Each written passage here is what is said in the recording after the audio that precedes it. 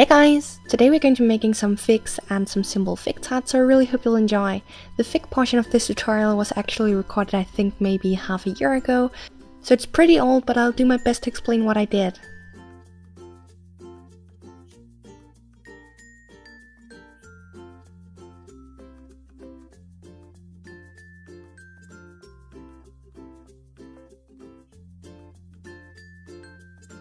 I started out by taking some scrap clay. The first two colors are a mix of brown, red, orange, white and translucent.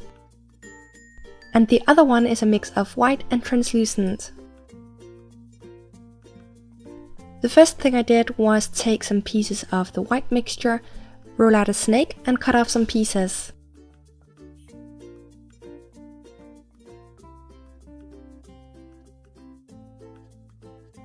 I then flattened these to create a teardrop shape and wrapped them in sheets of the red mixtures.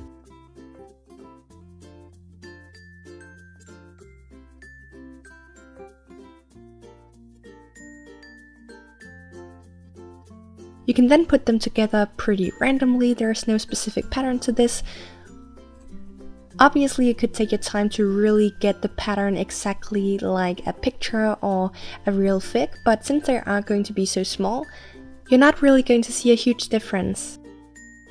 Once you've done that, you can roll it out and then cut it into some sections, put those together, roll it out again, and repeat until you have the pattern you want on the inside.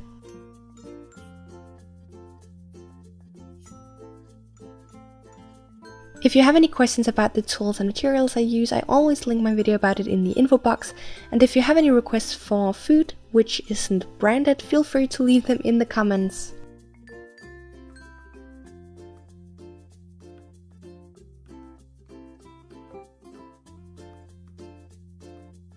Next I took the leftover of the white mixture. I don't know why it looks more yellow on camera, but I then mixed it with a tiny bit of yellow and green, which is going to be the two other shades.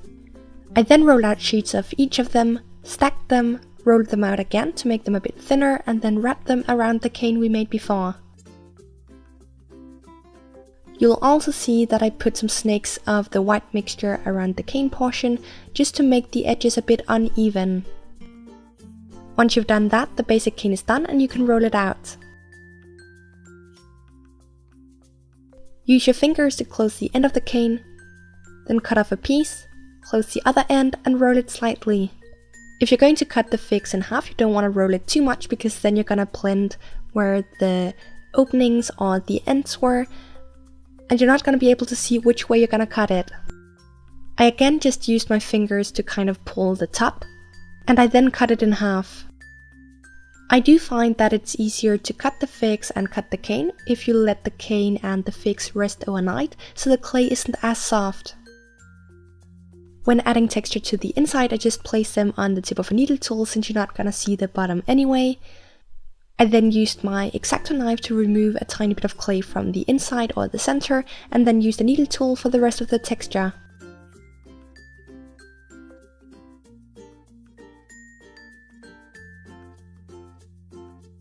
For the texture on the outside, I first used a couple of dotting tools in different sizes.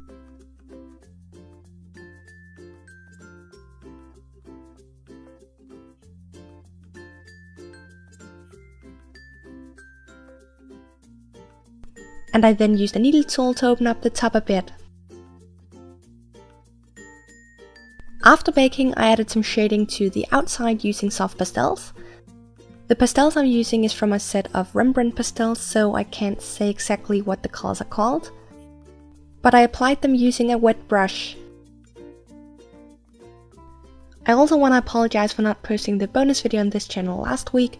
I was getting over a cold, which was really bad Wednesday, and then on Friday I had to kind of force myself through the editing process of the video for my main channel. So instead of forcing myself through another editing process in the weekend, I allowed myself to take a few days off.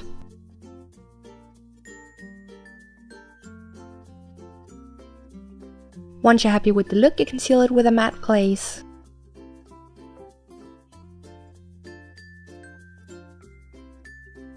Now for the inside I added some more shading or depth using acrylic paint. If you wanted to, you could definitely make a more detailed cane so you didn't have to do this step. Personally, I prefer doing it this way so that every fig and every fig slice doesn't look the exact same.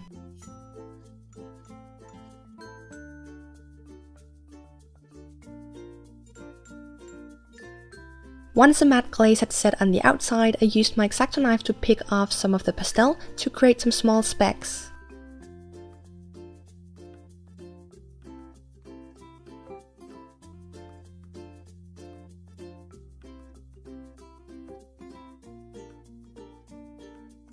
I added a tiny bit of brown acrylic paint to the top, sealed the inside with a glass glaze, and the basic figs are done.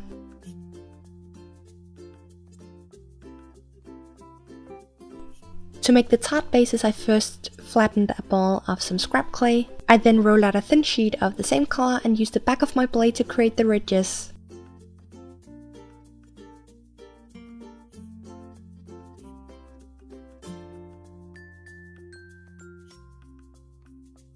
Cut off a piece in the height you want the tart base to have.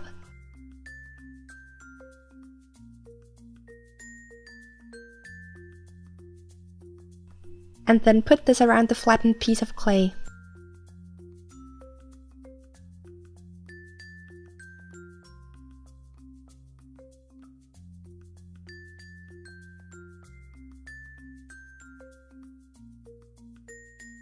Before baking, you can flip it upside down to kind of correct the edges and make it more slanted if you want. And then after baking, I just use a mold putty to make a mold. You can then use a mold to make as many tart bases as you want. I chose to use a light dough color for this. And for the texture, I first used a needle tool to make some fine lines and then went over it with a toothbrush.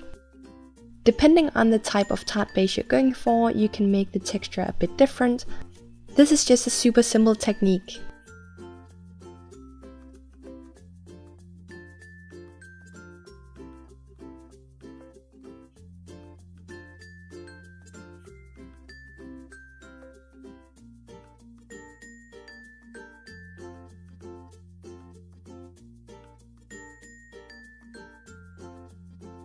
You also want to make sure to texture the top edge just where the tart base is going to be visible. And after doing this, I pre-baked.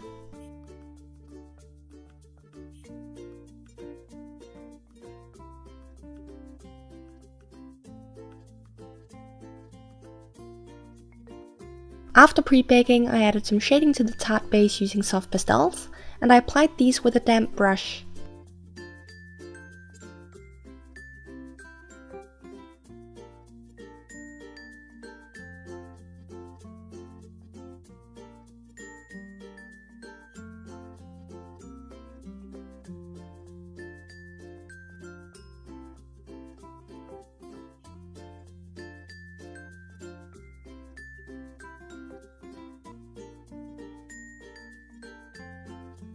And then of course you want to seal that with a matte glaze.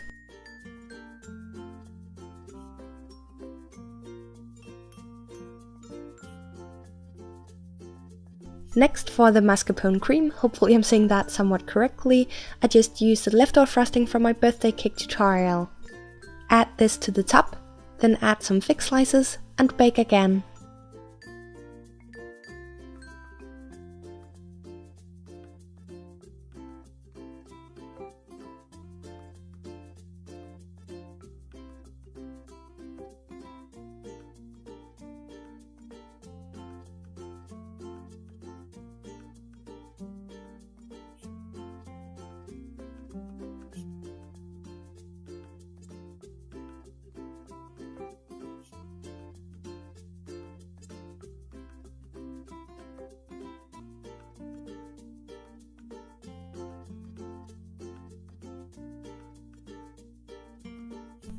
After baking, I use some acrylic paint to just add a tiny bit more shading to the tart bases, and then finished off by adding some glass glaze to the inside of the figs.